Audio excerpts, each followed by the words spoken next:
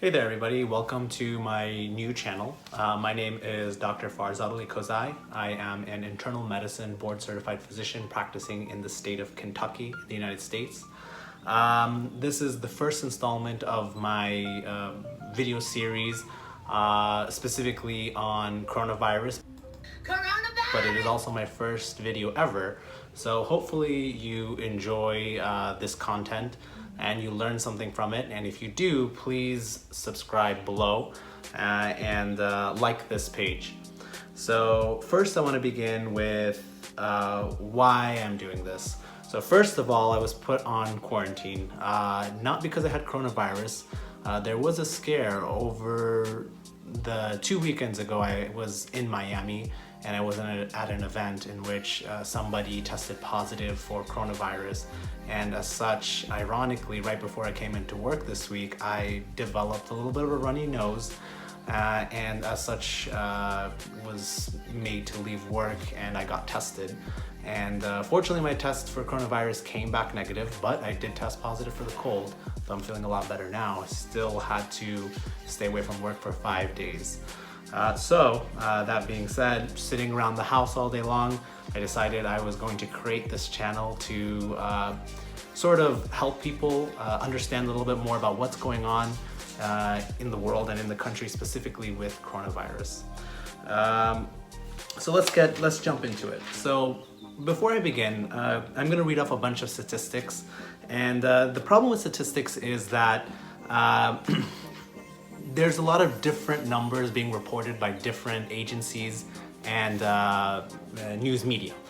For example, we have the CDC, which is keeping track of cases, but we also have the New York Times, Wall Street Journal, and internationally we have the South China Morning Post, etc., all keeping tabs. And oftentimes when you look at these statistics, you'll see that one media outlet has maybe more cases versus another. And I've noticed that a lot of the media outlets who tend to get information a lot faster tend to be reporting higher numbers than the CDC. That being said, let's dive into it. So one particular website, which I will link down below, is worldometer.info-coronavirus. It seems to be some sort of amalgamating website which is collecting and tracking data from multiple countries, from various agencies on a national, local, and state level, as well as different media in different countries. So as of March 19, 2020, there are 244,526 confirmed cases. If you think about it, that's almost 250,000 people in the world. Then that's just confirmed cases. In addition, there are 10,000 reported deaths and 87,000 reported recoveries, a majority of which have been in China. The countries most affected by the coronavirus in order are China, Italy, Iran, Spain, Germany, and the United States. As we all know, the coronavirus originally was discovered in the city of Wuhan, in China. Let's focus a little bit more on the US. Here in the US, we have 13,622 confirmed cases and 189 deaths. This also includes 108 recovered patients. So the vast majority of the patients who have coronavirus right now in the United States are still in their infectious stage. What's also really interesting is that compared from yesterday, that's an increase of 4,352 cases and an increase of 38 deaths. The hardest hit states are New York, which account for 5,000 cases, and also Washington State, which has the highest number of deaths, which is around 70. Now let's talk a little bit about the difference between reported cases and actual cases in the community. With any particular disease, in terms of reporting it, especially with this one, which is such a new virus, and with such hampered testing here in the United States, the actual numbers of infected people are much, much higher than what's being reported. I do believe there was a quote from someone in the CDC or some government agency who said that the actual number of cases was probably 5 or 6 times higher than what's being reported. And mind you that the number of cases are growing exponentially every day here in our country.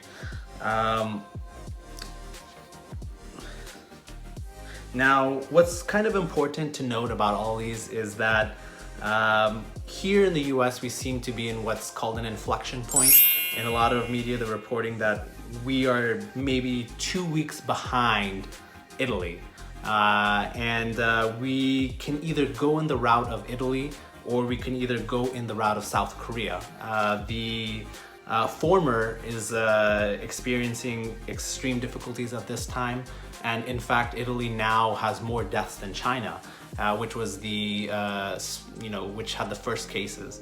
And you're seeing that the whole country of Italy is under lockdown right now, and their healthcare system is overwhelmed.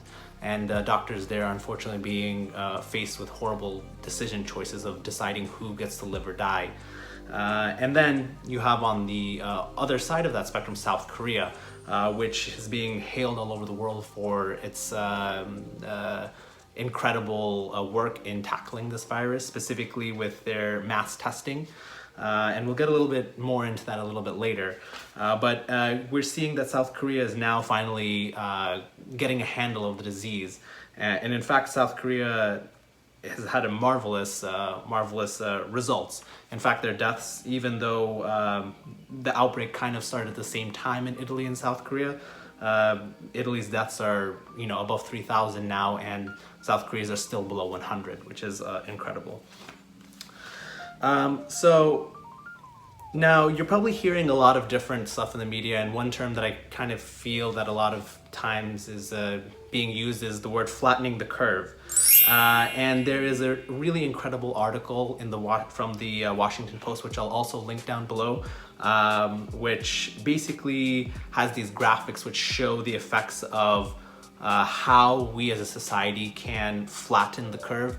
And what that kind of specifically means is that with any particular disease, especially a new one, the number of cases are going to rise exponentially up and eventually peak and then eventually come down. Without any intervention or any changes from society or individuals, that peak could overwhelm our medical system. So the idea behind this flattening the curve is that the time to reach a peak will be more spread out, and it will be pushed back further, so that the peak doesn't reach as great of a high as it does without any intervention, and as such it allows our medical system to cope. And that's basically what we're trying to do here in our country right now in America. Unfortunately, Italy has still not flattened their curve yet, despite their extreme and aggressive measures. And you're seeing the effects of that in that country. And you're seeing now that China and South Korea have managed to flatten their curve. And let's get a little bit into that. So there's different methods that governments can employ to flatten the curve. One of which is the oldest in time is actually quarantines and lockdowns targeted to specifically endemic areas. In China, they locked down 11 million people in the epicenter of this disease in the city of Wuhan, which is a city of 11 million people. And also, they've extended that lockdown to that entire province, the province of Hubei, which has about 60 million people.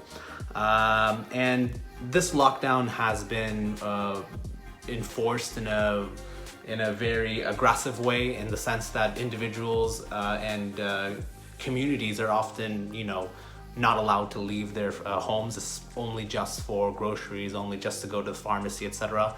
And it seems that those aggressive tactics have actually started to pay off. Today was the first day that there were no new reported cases in the city of Wuhan, although there were still some reported deaths in that city.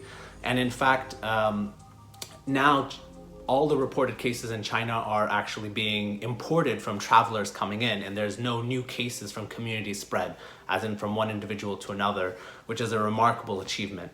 But there are some doubts about whether that aggressive of a lockdown can be implemented in free societies like ours here in the United States, though we are seeing that that type of lockdown is occurring in Italy, France and Spain, and many other countries as well.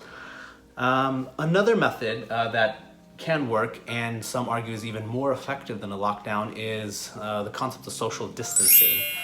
This includes everybody who is infected or not, isolating themselves in their own home and limiting interaction with other people. This includes up until avoiding reaching within 6 feet of another individual, and also includes just avoiding, large crowds, avoiding social gatherings with friends, and keeping yourself kind of isolated at home so that you can diminish the speed and spread of the disease.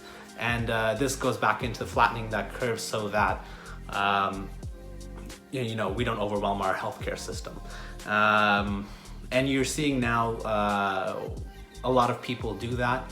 And you're seeing a lot of incredible images coming out of Italy, for example, where people are singing out of their balconies, or you can really see on social media nowadays that everybody's joking about being under lockdown, and it's interesting. And sometimes it gets very personal too.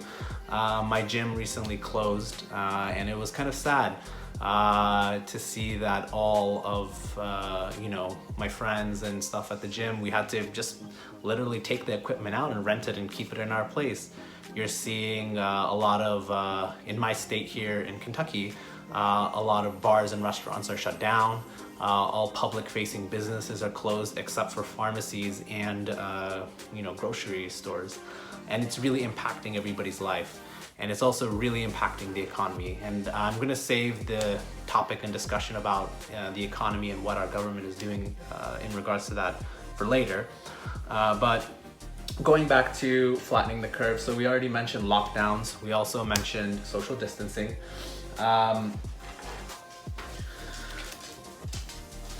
And then, other than that, really, there are some other things we can do too, which include washing our hands. As far as face masks, there's a lot of debate and a lot of different information about should I wear a face mask, should I not? And there's two different types of face masks that we're kind of seeing. We're seeing the regular surgical face mask and the N95 respirators. The CDC has recommended that people not wear masks and touting that that's not really effective. The only people who should be are sick people, as in they would be preventing other people from getting sick, from preventing droplets from their mouth or from sneezing, etc., coughing, going on to affect other people. But interestingly, you see, in Korea, the government there recommended that everybody wear face masks, assuming that they don't have a full handle of who's sick or not. It's really up in the air whether or not face masks are really useful walking outside. You also are kind of noticing these, more complex masks, the N95s that kind of have like a duck bill. Those ones are really mostly just for medical professionals to use when they are in contact with sick patients. And so that's that.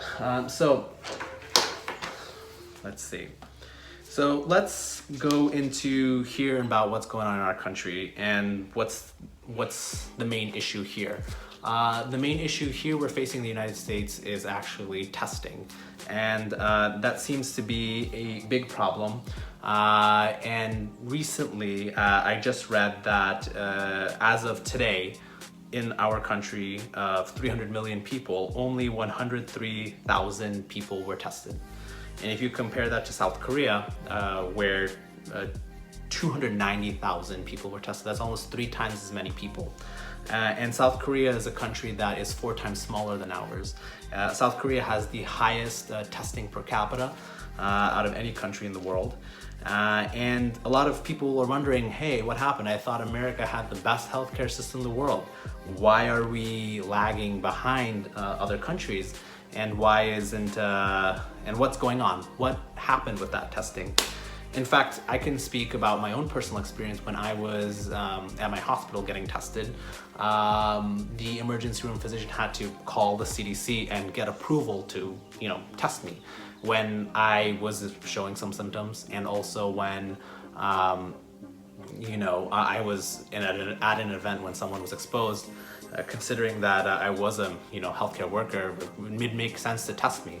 But unfortunately, he still had to get approval from the CDC. And in fact, the CDC didn't want to approve my test, and the ER physician had to go back and forth with the CDC, whoever was on the phone, and argue for my case to get me tested. Apparently, my symptoms were not severe enough to qualify to get tested. But fortunately, through some magic, they managed to get me tested.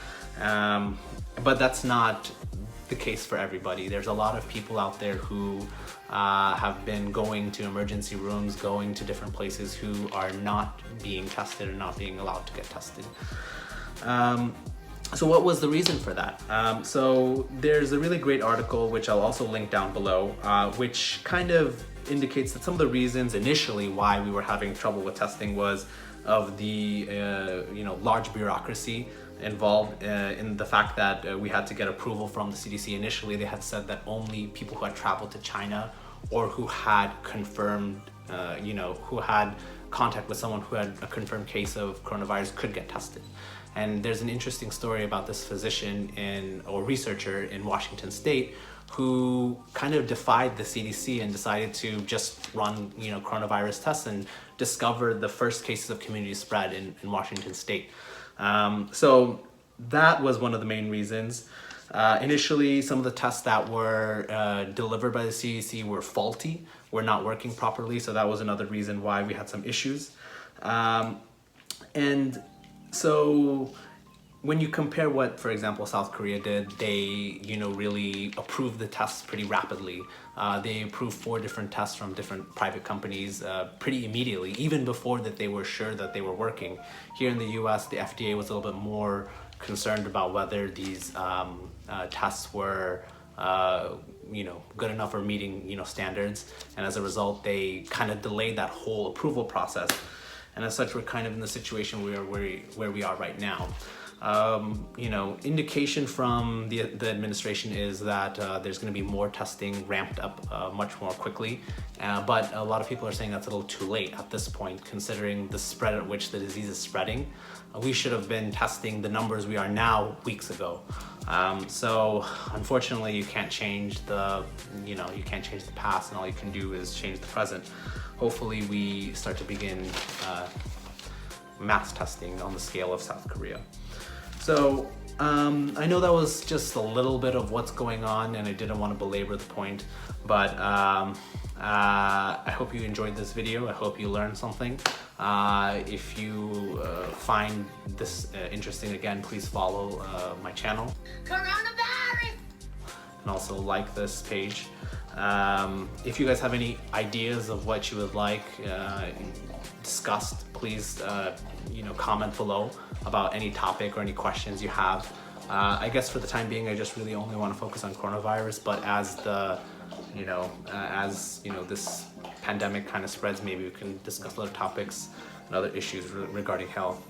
So thank you very much, and stay safe, be responsible, practice social distancing, and also make sure to wash your hands, cover your noses with your elbow. Also make sure to avoid shaking hands and avoid unnecessary travel, and be safe in these times.